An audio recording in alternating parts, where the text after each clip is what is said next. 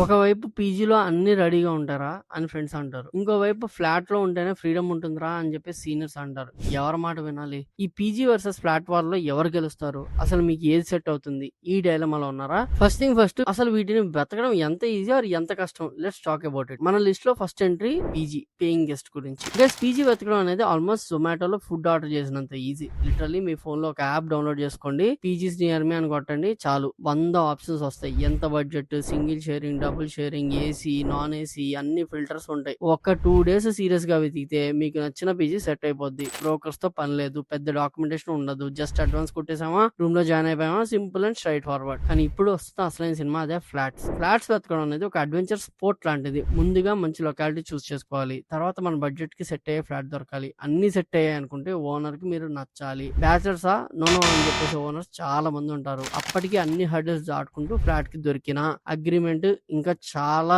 పెద్ద ప్రాసెస్ ఉంటుంది. సో పీజీతో పోలిస్తే flat hunting is definitely time consuming and కొంచెం స్ట్రెస్ఫుల్ కూడా. PG is clear winner here for freshers who want a hassle free start.